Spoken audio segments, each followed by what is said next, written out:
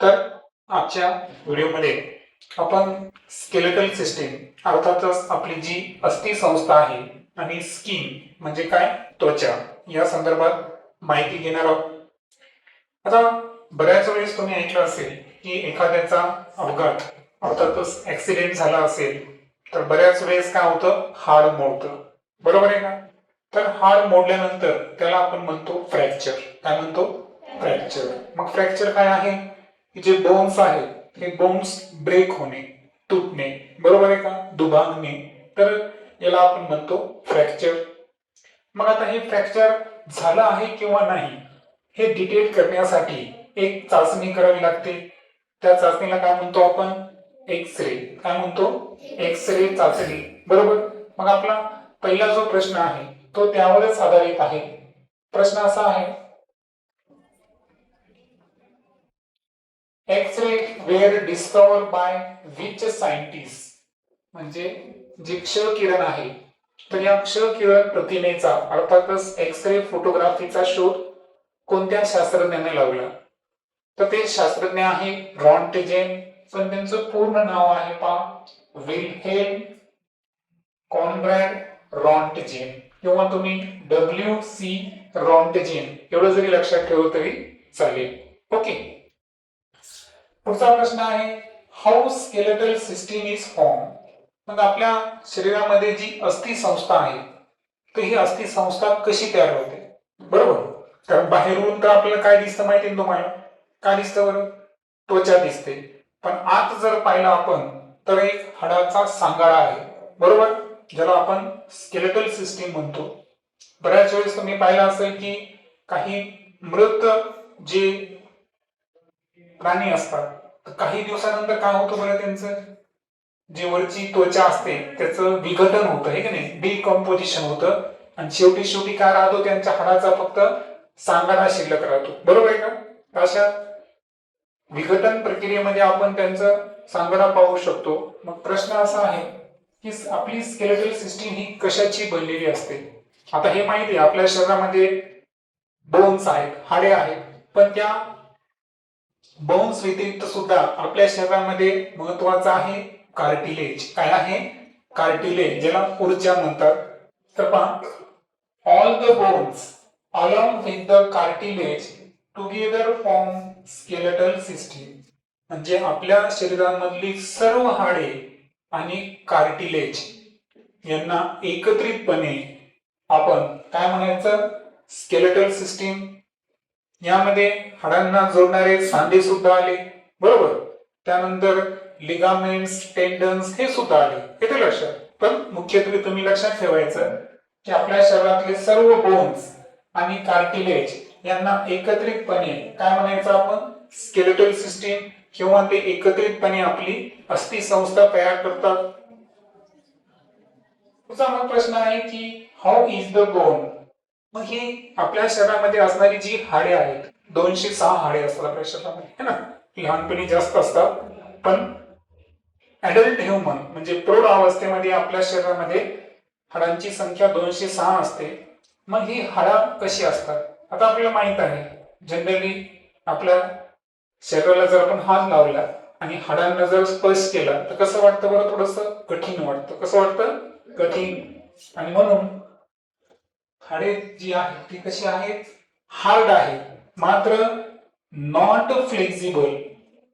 म्हणजे ती अशी लवचिक आहेत का की कोणी ओढलं आणि तुटलं असं आहे का? नाही. सहसा इतक्या सहजासहजी हाडं मोडत नाही. तुम्हाला माहितीये फार मोठा अपघात झाला तरच अशा अवस्थेमध्ये बोन्स फ्रॅक्चर होतात. बरोबर आहे का? पण हाडे जी आहेत कठीण आहेत, मात्र फ्लेक्झिबल नाही. म्हणजे लवचिक नाही, सहज तुटणारी नाहीत. क्लिअर. पुढचा प्रश्न आहे, which is a biotic components of bones. मग बोन्स मध्ये जैविक घटक कोणता आहे? म्हणजे ज्याच्यामुळे आपण असं म्हणू की त्या बोन्सला आपण सजीव कन्सिडर करू, है ना. म्हणजे बायोटिक कंपोनंट, जैविक घटक कोणता आहे हाडांमधला? तर हाडांमध्ये सुद्धा काही पेशी असतात पहा. हाडांमध्ये असणाऱ्या पेशींना आपण काय म्हणतो? अस्थिपेशी. काय म्हणतो? अस्थिपेशी. त्याला इंग्रजीमध्ये म्हणायचं बोन सेल्स. काय म्हणायचं? त्याला पुढे नाव तुमच्या पुढच्या स्टँडर्ड मध्ये शिकणार तुम्ही, त्याला ऑस्टिओसाइट सुद्धा म्हणतात. पण सध्या लक्षात ठेवा की बोन्स मधल्या जे सेल्स आहेत त्यांना काय म्हणायचं, बोन सेल्स. काय म्हणायचं, बोन सेल्स. त्यानंतर which are abiotic constituents of the bone. Abiotic म्हणजे काय, अजैविक घटक कोणते आहेत जे हाडामध्ये प्रेझेंट असतात. त्यामध्ये 4 प्रकारचे जे अजैविक घटक आहेत है ना, अबायोटिक कॉन्स्टिट्युएंट्स, ते आपल्या बोन्स मध्ये असतात.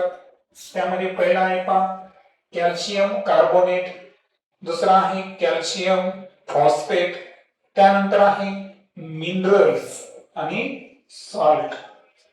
मग आपल्या तुम्हाला माहित असेल की हाडांना कोणत्या मूलद्रव्याची सर्वात जास्त आवश्यकता असते, कॅल्शियमची. कशाची, कॅल्शियमची. कॅल्शियमची कमतरता असेल तर आपली बोन हाडे जी आहे ती ठिसूळ होतात. कसे होतात, ठिसूळ होतात. म्हणजे कॅल्शियम भरपूर प्रमाणात पाहिजे आपल्या है ना शरीराच्या किंवा आपल्या हाडांच्या वाढीसाठी. मग हाडामधला पहिला महत्वाचा घटक आहे कॅल्शियम कार्बोनेट. दुसरं कोणतं आहे, कॅल्शियम फॉस्फेट. म्हणजे थोड्याफार प्रमाणात फॉस्फरस सुद्धा काय असतो आपल्या हाडांमध्ये प्रेझेंट असतो. त्यानंतर आहे मिनरल्स, म्हणजे विविध प्रकारची खनिजे. आणि शेवटी काय सांगितलं, साल्ट्स, म्हणजे काही विशिष्ट प्रकारची जी क्षार असतात, ही क्षार सुद्धा आपल्या शरीरासाठी महत्वाची आहे. त्यानंतर पुढचा प्रश्न आहे which element imparts strength to the bone. म्हणजे हाडांना स्ट्रेंथ, शक्ती देण्याचं काम, मजबूती देण्याचं काम कोणता एलिमेंट करतो. तर त्यांनी सांगितलं तुम्हाला कोणता आहे तो, calcium. Which are 4 types of bones. म्हणजे हाडांची 4 प्रकार, मुख्य प्रकार किती आहेत तर 4 आहेत. मग ती कोणती, तर त्यामध्ये पहिला आहे पहा फ्लॅट बोन्स, म्हणजे चपटी हाडे. जसं की आपलं व्हर्टिब्रल कॉलम आहे, पाठीचा कणा है ना, तर हे फ्लॅट आहे. दुसरा आहे स्मॉल बोन्स. आपली जी बोट आहे या बोटामध्ये सुद्धा काय आहे, हाडे आहेत. ही हाडे कशी आहेत, स्मॉल, लहान आकाराची हाडे आहेत. तिसरा आहे इरेग्युलर. इरेग्युलर म्हणजे काय, अनियमित आकाराची सुद्धा हाडे असतात आपल्या शरीरामध्ये. जसं की आपल्या कमरेजवळचं हाड असेल, खांद्याच्या पाठीमागचा जो हाड आहे है ना, स्कॅपुला म्हणतात त्याला, इकडे पेल्विक गर्डल नावाचं असतं. तर हे जी अनियमित हाडे झाली, तर अनियमित हाडांना काय म्हणायचं, इरेग्युलर. त्यानंतर आहे लॉंग बोन्स, म्हणजे लांब हाडे. लांब हाडे कुठे पाहायला मिळतील आपल्या, तुम्हाला माहिती आहे का, आपल्या शरीरातलं सर्वात लांब हाड कुठे आहे, आपल्या मांडीमध्ये. त्याला फेन्यूर म्हणतात. काय म्हणतात, फेन्यूर, उर्विका म्हणतात मराठीमध्ये. तर त्याच्यानंतर आपला हा जो हात आहे, तर हातामध्ये सुद्धा काय असतं, रेडियस अँड अल्ना नावाचे हाड असतात. तर हे सुद्धा लांबीला कसे आहेत, लांब आहेत. त्यांना सुद्धा आपण काय म्हणू, लॉंग बोन्स. मग हाडांचे किती प्रकार पाहिले आपण, 4. पहिला आहे फ्लॅट बोन्स, दुसरा आहे स्मॉल बोन्स, तिसरा आहे इरेग्युलर बोन्स आणि चौथा आहे लॉंग बोन्स. पुढचा प्रश्न आहे which are the main function of our skeletal system. मग प्रश्न असा आहे की या स्केलेटल सिस्टीम, अस्थिसंस्थेचा आपल्या शरीराला नेमका काय फायदा आहे. तुम्हाला माहित आहे की आता आपल्या शरीराच्या आत सुद्धा काय आहे, तर काही महत्वाची इंद्रिय आहे. ब्रेन आहे, मेंदू, किडनी आहे, बरोबर, मूत्रपिंड, त्यानंतर अजून काय आहे, लिव्हर, बरोबर. मग आता मला सांगा, ही जी इम्पॉर्टंट ऑर्गन आहे, सर्वात महत्वाचं आपली एलिमेंटरी कॅनल, ज्याला आपण काय म्हणू, अन्ननलिका. या सर्व नाजूक अवयवांचं संरक्षण हे कोणामुळे होतं, स्केलेटल सिस्टीम. कोणामुळे होतं, स्केलेटल सिस्टीम. मग त्याचं पहिलं काम आहे पहा, give definite shape to our body. म्हणजे स्केलेटल सिस्टीम आपल्या शरीराला एक विशिष्ट आकार प्राप्त होतो. पहा आता मी आहे, माझ्या चेहऱ्यातील हाडामुळे एक चेहऱ्याला शेप आलेला आहे, बरोबर.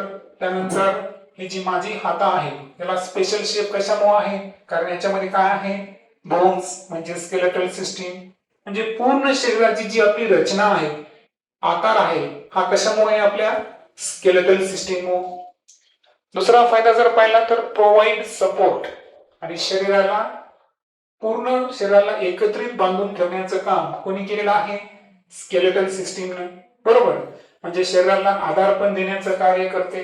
आणि तिसरं, प्रोटेक्ट डेलिकेट ऑर्गन्स इनसाइड आवर बॉडी, जे आपल्या शरीराच्या आतमध्ये जी काही नाजूक इंद्रिय आहेत, डेलिकेट म्हणजे कशी? नाजूक इंद्रिय, त्या नाजूक इंद्रियांचं संरक्षण करण्याचं काम सुद्धा कोण करते? Skeletal system. म्हणून स्केलेटल सिस्टीमचे 3 फायदे लक्षात आले. पहिला काय आहे? आपल्या शरीराला डेफिनेट शेप देणे. काय देणे? डेफिनेट शेप देणे.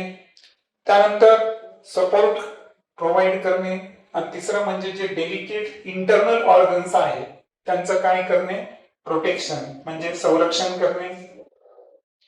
फायनली पाहू आपण, which are the 2 main parts of the skeletal system. म्हणजे स्केलेटल सिस्टीमला 2 गटात विभागणी करायची आपल्याला.